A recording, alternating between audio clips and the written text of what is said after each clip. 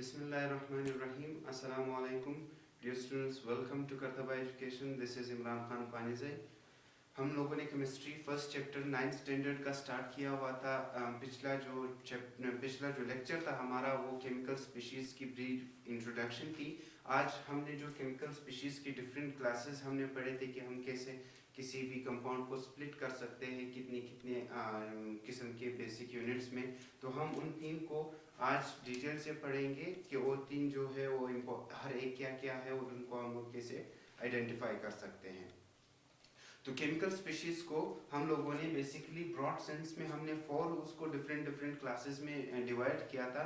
एक जो रह रहा है मॉलिक्यूलर स्पीशी उनका, वो हम नेक्स्ट लेक्चर में पढ़ेंगे। ये जो 3 बेसिक है ये बिल्कुल क्लोजली रिलेटेड है एक दूसरे के साथ और इनकी डिटेल बस यहाँ तक ही महदूद है इसी स्टैंडर्ड के मुताबिक। और जो मॉलिक्यूलर स्पीशी है इटसेल्फ उसमें भी कुछ थोड़ी सी डिटेल ज़्यादा है, इसीलिए मैंने ये डिसीजन ली कि हम उनको अगले लेक्चर में प्रेजेंट करेंगे। तो इसी केमिकल स्पीशीज की जो आज हम लोग पढ़ेंगे जो 3 इंपॉर्टेंट उनकी क्लासिफिकेशंस हैं, उनमें सबसे पहले है आयंस का। आज हम आयंस पढ़ेंगे, दूसरा हम मॉलिक्यूलर आयंस पढ़ेंगे और तीसरा हम लोग पढ़ेंगे फ्री रेडिकल्स। ठीक है, इन तीनों को आज हम इंशाल्लाह ताला आसानी से डिटेल से समझने की कोशिश करेंगे। सबसे पहले अगर मैं आता हूँ आयंस की तरफ, तो आयंस हमारे पास ब्रीफली अगर आप किसी भी आयन को डिफाइन करना चाहेंगे तो आप कहेंगे an atom that has lost और गेन्ड वन और मोर देन वन इलेक्ट्रॉन। ठीक है, आसान अल्फाज में आप ये कहोगे कि हमारे पास जितनी भी यूनिवर्स में एटम्स मौजूद होंगे उन एटम्स में से कोई भी एक एटम अगर एक इलेक्ट्रॉन लूज करेगा या एक इलेक्ट्रॉन गेन करेगा तो उस लूज और उस गेन की हालत के बाद हम उस एटम को फिर सिंपल एटम नहीं कहेंगे बल्कि हम उसी एटम को फिर आयंस कहेंगे, क्योंकि उसमें अल्टरेशन आई और वो अल्टरेशन उसके इलेक्ट्रॉन्स को गेन होने की वजह से आई या उसमें वो अल्टरेशन इलेक्ट्रॉन को लूज करने की वजह से आई। फॉर एग्जाम्पल ये तो हुआ उसका डेफिनेशन। दूसरा अगर हम आप लोग फिर इन्हीं आयंस की टाइप्स की बात करेंगे तो हमारे पास बेसिकली 2 किस्म के आयंस मौजूद होते हैं। एक आयन को हम लोगों ने एक टाइप को हम लोगों ने नाम दिया है एन आयंस का और दूसरे को हम लोगों ने नाम दिया है केट आयंस का। अगर आप लोग ब्रीफली इसकी नेम्स पे फोकस करेंगे तो ये एन असल में एनोड को जाहिर करता है, एनोड को, और ये जो केट है ये केट असल में आपके पास कैथोड को जाहिर करता है। ठीक है, एक एनोड को जाहिर करता है और एक कैथोड को जाहिर करता है। एनोड और कैथोड की जिक्र यहाँ पे इसलिए आई कि जब आप एक प्रोसेस होता है जिसका नाम है इलेक्ट्रोलाइसिस, जब आप ये प्रोसेस करते हैं, ये एक ऐसा प्रोसेस है इलेक्ट्रोलाइसिस जिसमें आप किसी भी सॉलिड या लिक्विड सब्सटेंस से इलेक्ट्रिसिटी पास कराते हैं और उनके कंपोनेंट्स को डिफरेंट चार्जेस में कन्वर्ट करते हैं। चार्जेस से हमारा यही मतलब है कि आप उनको या तो उनको केट आयंस में और एन आयंस में कन्वर्ट करते हैं। तो यहाँ पर जब आप इलेक्ट्रोलाइसिस के प्रोसेस में देखेंगे तो आपके पास वहाँ पे 2 अलग पोल्स होंगे। एक को हम लोगों ने अलग से नाम दिया है एनोड का और एक का नाम दिया है हमने कैथोड का। एनोड जो है वो हमेशा याद रखिएगा एनोड पर पॉजिटिव चार्ज होगा हमेशा से और कैथोड पर हमेशा नेगेटिव चार्ज होगा। तो वो आयंस जो नेगेटिव चार्ज जो उस इलेक्ट्रोलाइसिस की ट्यूब में इलेक्ट्रिक चार्ज नेगेटिव की तरफ वो आयन जो खींचेगा, जो उसकी तरफ अट्रैक्ट होगा, उन आयंस को हम लोग फिर कैथोड आयंस कहेंगे। और वो आयंस जो उस इलेक्ट्रोलाइसिस के प्रोसेस में पॉजिटिव आयन की तरफ खींचेंगे तो उन आयंस को हम लोग फिर एनोड्स कहेंगे। अब एक जनरल कॉमन सेंस की बात है कि इस एनोड पर पॉजिटिव चार्ज है तो पॉजिटिव की तरफ हमेशा कौन अट्रैक्ट होता है? पॉजिटिव की तरफ हमेशा नेगेटिव अट्रैक्ट होता है और नेगेटिव की तरफ हमेशा पॉजिटिव अट्रैक्ट होता है। तो इससे हमारा ये मुराद हुआ कि ये जो एन आयंस है वो हमेशा आपके पास नेगेटिवली चार्ज होंगे, नेगेटिवली चार्ज्ड पार्टिकल्स होंगे। ठीक है, चार्ज्ड पार्टिकल्स होंगे। ठीक है, दूसरा जो आपके पास जो एन आयन है, अब चूंकि कैथोड जो है वो नेगेटिवली चार्ज है तो इसकी तरफ जो अट्रैक्ट होगा वो पॉजिटिव पार्टिकल होंगे। तो हम लोग कहेंगे कि ये जो कैथोड है वो आपके पास पॉजिटिवली चार्ज्ड पार्टिकल होंगे, चार्ज्ड पार्टिकल्स। ठीक है, ठीक है। एक आपके पास नेगेटिवली चार्ज पार्टिकल हुआ और एक आपके पास नेगेटिवली चार्ज पार्टिकल्स हो गए। तो जो पॉजिटिवली चार्ज पार्टिकल, जो नेगेटिवली चार्ज पार्टिकल्स है, उनको हम लोगों ने नाम दिया है एनोड का, एनाइंस का, जो एनोड की तरफ अट्रैक्ट होंगे। और जो पॉजिटिवली चार्ज आयन है उनको हम लोगों ने नाम दे दिया है कैटायंस का, और वो जो है कैथोड की तरफ अट्रैक्ट होते हैं, इसीलिए हमने इनको कैथोड का नाम दिया। इसके अलावा आपके पास सिंपल आप एक एग्जांपल ले सकते हैं कि भाई कौन से आयंस हैं जिन पर नेगेटिव चार्ज होगा, कौन कौन से वो एटम्स हैं जिन पर नेगेटिव चार्ज आएगा, और कौन से वो एटम्स हैं जिन पर पॉजिटिव चार्ज आएगा। पॉजिटिव और नेगेटिव की यही कॉन्सेप्ट है कि एक तो इलेक्ट्रॉन लूज करेगा और दूसरा या तो गेन करेगा, सिंपल जो केमिकल रिएक्शंस हम लोग पढ़ते हैं। तो जो एन आयन है जिन पर नेगेटिव चार्जेस है, उनकी एग्जांपल भी बहुत आसान है। मैं आप लोगों को एक ऐसी एग्जांपल दे देता हूं जिनमें आपको एक ही कंपाउंड में दोनों चीजें मिलेंगी। एक हमारे पास है सोडियम क्लोराइड। सोडियम क्लोराइड को जब आप तोड़ेंगे, उस तोड़ने की वजह से यहाँ पे एक ये पॉजिटिवली चार्ज पार्टिकल अलग होगा और एक ये नेगेटिवली चार्ज पार्टिकल अलग होगा। अब जब आप इससे फॉर एग्जांपल जब आप सोडियम क्लोराइड की इलेक्ट्रोलाइसिस कराएंगे, तो उसमें सोडियम क्लोराइड आपके पास इन दोनों अलग अलग चार्ज पार्टिकल्स में कन्वर्ट होगा। अब इनमें जो पॉजिटिवली चार्ज पार्टिकल होगा वो आपके पास कहलाएगा केटायन, क्योंकि इस पर पॉजिटिव चार्ज है, और केटायन जो है वो कैथोड को रिप्रेजेंट कर रहा है। तो ये पॉजिटिव इस नेगेटिव की तरफ अट्रैक्ट होगा, तो वो आयन जो इलेक्ट्रोलाइसिस के प्रोसेस के दौरान कैथोड की तरफ अट्रैक्ट होगा तो वो केटायन कहलाएगा। यहाँ सोडियम क्लोराइड में हमारे पास इसकी एग्जांपल सोडियम आयन। दूसरा, वो पार्टिकल जो इलेक्ट्रोलाइसिस के दौरान पॉजिटिव आयन की तरफ, पॉजिटिव पोल की तरफ अट्रैक्ट होगा, जैसे कि एनोड है, तो उस आयन को हम लोग एन आयन कहेंगे, और उस पर हमेशा कौन सा चार्ज होगा, नेगेटिव चार्ज होगा। ये उसकी जनरल एग्जांपल है। इसके अलावा आप इसी की एग्जांपल में दूसरे में फ्लोरीन भी लिख सकते हैं। ठीक है, फ्लोरीन भी आपके पास, फ्लोरीन में भी ये फ्लोरीन की इलेक्ट्रोनेगेटिविटी बहुत ज्यादा होती है, उसमें भी ये सलाहियत है कि वो इलेक्ट्रॉन को खींचे। ये दो एग्जांपल आप ले सकते हो। इसके अलावा जो पॉजिटिवली आयन पार्टिकल्स है, उनमें आप लोग जो है वो सिंपली हाइड्रोजन की एग्जांपल ले सकते हो। इनमें आप लोग सिंपली हाइड्रोजन की एग्जांपल ले सकते हो। ठीक है, कि हाइड्रोजन ने इलेक्ट्रॉन लूज किया हाइड्रोक्लोरिक एसिड में, और इसके अलावा सोडियम का आपके पास उसमें एग्जांपल आ गया। आप लोग बस यही दो एग्जांपल्स ही याद कर ले तो आपके लिए बहुत काफी होगा। ये एक के इसका एग्जांपल एक क्लोरीन है, दूसरा फ्लोरीन है, और इसका एग्जांपल एक सोडियम है, और दूसरा आपके पास हाइड्रोजन आयन है जो इलेक्ट्रॉन लूज कर रहे हैं। ये भी इलेक्ट्रॉन लूज कर रहा है, ये भी इलेक्ट्रॉन लूज कर रहा है, ये भी इलेक्ट्रॉन गेन कर रहा है, ये भी इलेक्ट्रॉन गेन कर रहा है। तो अगर आप इनको ही जनरली इसी के डेफिनेशन के साथ फिट कराना चाहेंगे, तो हमने वही कहा था कि वो एटम्स जो इलेक्ट्रॉन या तो लूज करेंगे या गेन करेंगे, तो उस लूज और गेन के बाद हम उन पार्टिकल्स को हम लोग फिर आयंस कहेंगे। यहाँ तक तो हो गया आयंस का हमारा। जो दूसरा उसका पोर्शन है वो है मॉलिक्यूलर आयंस का। बाकी सारा कॉन्सेप्ट वही है। ठीक है, यहाँ पर हम लोग सिर्फ एक ही एटम की बात कर रहे थे, यहाँ पर हम लोग एटम्स की बात कर रहे हैं। एटम से मुराद कि जब हम लोग यहाँ पे बात करते हैं मॉलिक्यूलर आयंस की, आयंस तो वही कॉन्सेप्ट दे रहा है कि या तो कोई एटम इलेक्ट्रॉन लूज करेगा या गेन करेगा।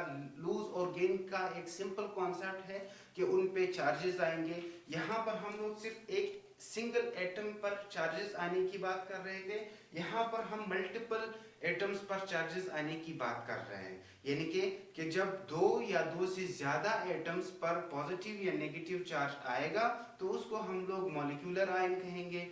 बाकी वही चीज है। मॉलिक्यूलर आयन के भी दो टाइप्स होते हैं, molecular ion, molecular anion और molecular cation. Molecular anion वापस उसी तरीके से एन आयन उसी पॉजिटिव चार्ज को रिप्रेजेंट करेगा। एन आयन एनोड से, एनोड की वजह से ये पॉजिटिव पोल को रिप्रेजेंट करेगा। ये केट आयन है, ये किसको रिप्रेजेंट करेगा, नेगेटिव पोल को। पोल लिख लेता हूं ताकि आप लोग फिर उसमें कंफ्यूज ना हो जाए। ये पोल को, नेगेटिव पोल को रिप्रेजेंट करेगा। अब चूंकि ये नेगेटिव पोल को रिप्रेजेंट कर रहा है, ये पॉजिटिव पोल को रिप्रेजेंट कर रहा है, तो इसकी तरफ आपके पास नेगेटिव चार्जेस वो ग्रुप ऑफ एटम्स जिन पर नेगेटिव चार्ज होगा वो एनोड की तरफ अट्रैक्ट होगा, तो उस ग्रुप ऑफ एटम्स को हम लोग मॉलिक्यूलर एन आयंस कहेंगे, ठीक है। वो ग्रुप ऑफ एटम जिन पर पॉजिटिव चार्ज होगा और वो पॉजिटिव चार्ज आपके पास कैथोड पोल की तरफ अट्रैक्ट होंगे, तो उस ग्रुप ऑफ एटम्स को हम लोग मॉलिक्यूलर केटायन कहेंगे। जो मॉलिक्यूलर एन आयन है, ठीक है, जो मॉलिक्यूलर एन आयन है उनकी एग्जांपल्स में हमारे पास मौजूद है, इसकी एग्जांपल में हमारे पास मौजूद है कार्बोनेट का। अब कार्बोनेट को अगर आप लोग देखते हो तो इस पे -2 चार्ज है। इसका ये मतलब है कि इस ग्रुप ऑफ एटम्स ने 2 इलेक्ट्रॉन्स गेन किए हुए हैं, 2 इलेक्ट्रॉन्स गेन किए हुए हैं। उस गेन होने की वजह से उस पर -2 चार्ज आया, और इस माइनस की चार्ज की वजह से, यानी कि नेगेटिव चार्ज की वजह से ये पॉजिटिव पोल की तरफ अट्रैक्ट होगा। इसी वजह से हम लोग इनको मॉलिक्यूलर एन आयंस कहेंगे। इसी तरीके से आपके पास इसका एक दूसरा एग्जांपल है फॉस्फेट का। फॉस्फेट में -3 चार्ज है। इसका यही मतलब हुआ कि इस ग्रुप ऑफ एटम्स ने 3 इलेक्ट्रॉन गेन किए हुए हैं, तो उन 3 इलेक्ट्रॉन की गेन होने की वजह से इस पर नेगेटिव चार्ज आया, और वही बात कि वो ये नेगेटिव इस पॉजिटिव की तरफ अट्रैक्ट होगा in the process of electrolysis. अच्छा, इसी तरीके से दूसरा जो हमारे पास है molecular cations. Molecular cations पर हमेशा पॉजिटिव चार्ज होगा। इसकी एग्जांपल में आप लोग आसानी से जो ले सकते हो वो है अमोनियम, फॉर एग्जांपल NH4+1। अच्छा, NH4+1 इस ग्रुप ऑफ एटम ने एक इलेक्ट्रॉन, इस ग्रुप ऑफ एटम्स ने एक इलेक्ट्रॉन लूज किया हुआ है। उस लूज होने की वजह से इस पर पॉजिटिव चार्ज आया, और वो पॉजिटिव जो है वो नेगेटिव पोल की तरफ, जो कैथोड पोल है उसकी तरफ अट्रैक्ट होगा। उसी की वजह से हम लोग इस ग्रुप ऑफ एटम्स को कहेंगे मॉलिक्यूलर केट आयंस। इसी तरीके से इसका दूसरा एग्जांपल आप लोग हाइड्रोनियम का ले सकते हो। इस हाइड्रोनियम आयन है, हाइड्रोनियम आयन पर भी +1 चार्ज है। इसका ये मतलब है कि जब इसका ये मतलब हुआ कि इसने एक इलेक्ट्रॉन गेन किया हुआ है, एक इलेक्ट्रॉन लूज किया हुआ है। उस लूज करने की वजह से इस पर पॉजिटिव चार्ज आया, और इसी वजह से ये नेगेटिव पोल की तरफ अट्रैक्ट होगा। जब ये नेगेटिव पोल की तरफ अट्रैक्ट होगा तो इसी वजह से हम लोग इनको मॉलिक्यूलर केट आयंस कहेंगे। तो ये जो दोनों थे उनका एक मेन थीम, एक जनरल फिलॉसफी दोनों की सेम ही है। ओनली डिफरेंस इज इसमें हम लोग सिंपल एक ही सिंगुलर पार्टिकल की बात करते हैं, और इसमें हम लोग ग्रुप ऑफ एटम्स की बात करते हैं। बाकी उन दोनों में से सारा कॉन्सेप्ट एक ही है। अच्छा, जो तीसरा हमारे पास इसमें स्टेप आता है वो है फ्री रेडिकल्स का। रिमेंबर कि फ्री रेडिकल्स हो या हम लोग इनको सिंपली रेडिकल्स भी कहते हैं, ठीक है। या तो आप लोगों के पास अगर फ्री रेडिकल का वर्ड आ जाए, फ्री रेडिकल्स का, या सिर्फ रेडिकल का या रेडिकल्स का वर्ड आ जाए, तो उन दोनों से मुराद असल में एक ही चीज होता है, ठीक है। अच्छा, फ्री रेडिकल्स क्या है? फ्री रेडिकल्स आपके पास वो एटॉमिक या मॉलिक्यूलर स्पीशी है, वो एक एटम या एक से ज्यादा एटम्स की हालत में कोई भी स्पीशी है जिसके पास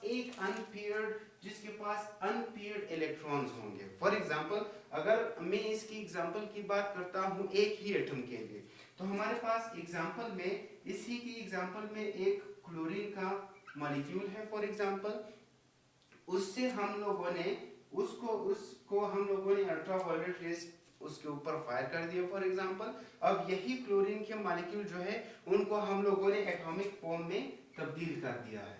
उनको हम लोगों ने किस फॉर्म में तब्दील कर दिया? एटॉमिक, मतलब हमने उन दोनों के बीच का जो बॉन्ड है वो बॉन्ड तोड़ करके हमने उनको एक क्लोरीन का एटम यहाँ और एक क्लोरीन का एटम यहाँ, हमने उनको अलग कर दिया है। सिंपल सी बात है। तो जब आप अलग करोगे तो ये दो क्लोरीन के एटम्स आ जाएंगे। यहाँ पर हम लोग एक साइन लगाते हैं डॉट का, ऐसे हम लोग एक डॉट का साइन लगाते हैं। ये डॉट आपको ये जाहिर करके दे रहा है कि ये फ्री रेडिकल की फॉर्म में मौजूद है। फ्री रेडिकल की फॉर्म में मौजूद का मतलब क्या है कि इसके पास एक अनपेयर्ड इलेक्ट्रॉन मौजूद है, ठीक है। तो वो एटम जिसके पास एक अनपेयर्ड इलेक्ट्रॉन मौजूद होगा और वो चाहेगा कि वो उसके पास कोई दूसरा ऐसा चीज आए जो उसकी इस अनपेयर्ड इलेक्ट्रॉन के साथ पेयर बना ले ताकि ये स्टेबल हो जाए। रिमेंबर, फ्री रेडिकल्स बहुत ही अनस्टेबल होते हैं, बहुत ही रिएक्टिव होते हैं। वो चाहते हैं कि वो रिएक्शन जल्दी से जल्दी ही करे। तो ये जो मैंने आपके पास यहाँ पे डॉट का साइन लगाया हुआ है, यहाँ पे मैंने जाहिर किया हुआ है कि आप कैसे जानेंगे कि कोई एटम या कोई भी ग्रुप ऑफ एटम या कोई भी स्पीशी आपके पास फ्री रेडिकल है। तो अगर आपको किसी भी एटम पर या किसी भी ग्रुप ऑफ एटम पर, किसी भी मॉलिक्यूलर स्पीशीज पर ये डॉट का साइन नजर आया, तो आप बस समझ लेना कि ये फ्री रेडिकल या सिर्फ रेडिकल्स की ही बात हो रही है। तो यहाँ पर हमने ये मॉलिक्यूलर फॉर्म में मौजूद था, इसके जो पेयर्ड अनपेयर्ड इलेक्ट्रॉन थे दोनों एटम्स के, उन्होंने आपस में मिल मिला करके एक दूसरे की अनपेयर्ड इलेक्ट्रॉन्स की अनपेयर्ड क्वालिटी को खत्म कर दिया था, पेयर आपस में बना लिया था। हमने उनकी उस पेयर को वापस काट दिया, उसको एक दूसरे से अलग कर दिया। तो एक एटम के पास भी एक अनपेयर्ड इलेक्ट्रॉन आया, एक दूसरे एटम के पास भी एक अनपेयर्ड इलेक्ट्रॉन आया, तो ये भी आपके पास एक फ्री रेडिकल बना, और ये जो दूसरा है वो भी आपके पास एक फ्री रेडिकल बना। दूसरा, अगर आप लोग इसकी एग्जांपल लेना चाहते हो मॉलिक्यूलर स्पीशीज में, फॉर एग्जांपल, तो आप लोग ये कहो कि ये हमारे पास एक मीथेन है, इस मीथेन से मैंने एक हाइड्रोजन को क्या कर दिया, निकाल दिया। एक हाइड्रोजन को मैंने इससे निकाल दिया। हाइड्रोजन को निकालने की वजह से इस मीथेन की शक्ल कुछ यूं बन जाएगी। ठीक है, मैं इसके स्ट्रक्चर को एलाबोरेट करता हूँ। जब मैंने इसके एक हाइड्रोजन इससे निकाल दिया, हाइड्रोजन के निकालने की वजह से इस चूंकि कार्बन की वैलेंसी 4 है और इसमें 4 बॉन्ड बनाने की सलाहियत है, मतलब उसके लास्ट चेन में 4 इलेक्ट्रॉन्स है जो अनपेयर्ड है, जो पेयर्ड होना चाहते हैं। ठीक है, तो अब चूंकि ये जो 3 है ये अलग अलग है, इन्होंने अपने अपने पेयर्स बनाए हुए हैं, तो इस कार्बन इस मीथेन को इस फॉर्म में जब इससे हम लोगों ने एक हाइड्रोजन अलग कर दिया, इसके पास एक ऐसी हालत आई कि उसके पास एक अनपेयर्ड इलेक्ट्रॉन है जिसको वो हमेशा से पेयर करना चाहेगा। इस हालत में ये बहुत इलेक्ट्रोनेगेटिव, इस हालत में ये बहुत रिएक्टिव होगा। तो इस मॉलिक्यूल को, इस ग्रुप ऑफ एटम्स को हम लोग इसी फॉर्म में फ्री रेडिकल या सिर्फ रेडिकल कहेंगे। तो ये एटॉमिक लेवल का एग्जांपल हुआ आपके पास, और ये आपके पास ग्रुप ऑफ एटम्स या मॉलिक्यूलर स्पीशीज का उसके पास एग्जांपल हुआ। तो इसको हम लोग कहते हैं फ्री रेडिकल्स। आई होप आप लोगों को ये लेक्चर डिटेल से इजीली समझ आ गया हो। कोई भी क्वेश्चन हो तो आप बिला झिझक पूछ सकते हैं, इंशाल्लाह हम आपकी मदद हमेशा की तरह कर लेंगे। Thank you very much, keep watching करतबा एजुकेशन। अल्लाह हाफिज।